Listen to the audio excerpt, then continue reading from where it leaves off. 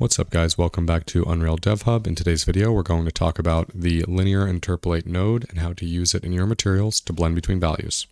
We'll start with this example on the left, which is using a texture to blend between two colors, and we'll continue to this example on the right, which blends between two textures. Let's start by creating a new material, which you can do in your content drawer by right-clicking and selecting New Material. And first we'll start with color. So what we're going to do is we're going to right click and we will say constant 3 vector, or you can use the shortcut by pressing and holding 3 on your keyboard and left clicking, which will give you a constant 3 vector.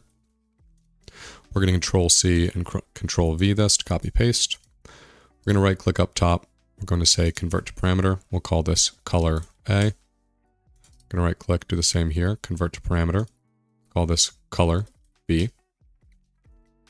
And we're going to drag off of here and we'll say Linear Interpolate. And first I'll explain what Linear Interpolate does on its own. So basically it blends between two values based on an alpha map. So the alpha is going to be a 0 to 1 value. And you can think of it like a scale. On one end it is black, on one end it is white. And that's what we're going to use to basically create a value of contribution to the A and B value. And we'll demonstrate that right now. So first what we're going to do is we're going to use, I've just grabbed a sort of checkerboard texture. You can use something from your environment, from your engine, or grab something off the internet. I'm going to drag this in here. So we can think of this as that 0 to 1, where white will allow in one of the values and black will allow in the other. So I'm going to drag the RGB of my texture sample into the alpha here. And let's select some color values for our parameters. So we're going to click this. I'm going to change this to red. I'm going to change my color B to blue. We'll drag in the RGB value here from this pin into A and the blue into B. And let's just drag this now straight into our base color. So we can see now that it is switching between the red and blue values based on this checkerboard. But let's assess what's happening here. So if I right click and say start previewing node, we can see that straight color value. And if we right click here, we can see, so I'll say start previewing, that black and white across this sphere. So when I right click this, I'll see, when I say start previewing, if I look at the black, I can see that the red of the A is attributed to the black values in here, and the blue will be attributed to the white values. So I'm going to use another example, and I'm going to use a noise, and I'm going to just right click and I'll say start previewing. We can see it's very small. So this is a procedurally generated noise. I'm going to change the scale to 0.05, and we'll see this. Let's do 0.01. So now we see this generated noise, and I'm going to drag this into the alpha. If I stop previewing this node, I'll see a similar effect. And in this situation, because there's values in this noise that are not completely black or completely white, we'll start to see a gradient of the effect between these two values of A and B. So I'll stop previewing here. And now we can see again the sort of transition from this pure red to pure blue. And now let's demonstrate this with textures. So I'm going to, I'll right click and I'll say texture sample. And I'm just going to search in my texture browser right here. I'm going to type wood. I know that there's a few woods here, so I'll use this walnut. And I'll browse here just to make sure it's what I want. And then there's also some other values here. So I'll do moss. I'm going to drag this in here as well.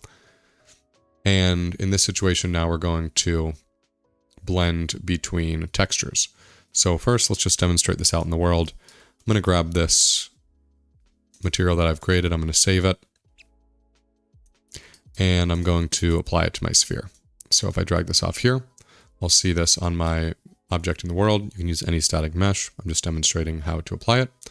Or you can also, down here, use this arrow. So if I come back here, what I'll do is I'll demonstrate that this lerp can also be used for textures. So here we're using it as a vector. So we're using the constant 3, which is just a color. And the lerp can be used to blend between any values. It could be used for scalar values, which are like floats, colors, textures, you name it. So I'm going to go down here and I'm going to right click and I'll say Linear Interpolate. I can also use the shortcut L by holding L on the keyboard and left clicking to create a lerp. But now I'll drag this RGB value into the A. I'll drag this RGB value into the B. And I'll demonstrate again just for the visual. If I drag the checkerboard in here and this into the base color, we'll see the clear differentiation between those white and black values as we plug it into the lerp. Again, it's basically shifting, sort of blending between A as a maximum on one side and B on the other. So the A values will be attributed to anything black in your texture, and B will be the white values. So in this situation, we'll see here the grass and the brown mixing.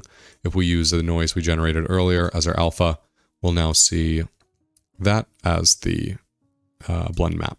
So this can be great for basically anything. lerp is used in nearly every material you'll ever see. It is the best way to blend between values. And so let's also note that it is not just exclusively for base color. It can be used for anything. So if I were to, let's say, copy this lerp, so I'm going to create a new lerp here. I'm going to use this same noise, and I'm going to shift the roughness values using a lerp. So on one end will be, so it'll give us right now, if I keep this at 0 and 1, it's going to give us roughness values to make the wood extra shiny and the grass very rough. So again, it can be used, any value can receive a lerp. lerp can be used anywhere in your graph, and it doesn't necessarily just have to use color values. It can use textures, floats, you name it. That is all for today's video. Hope you learned something new, and stay tuned for more Unreal Engine 5 content and tutorials. Have a great day.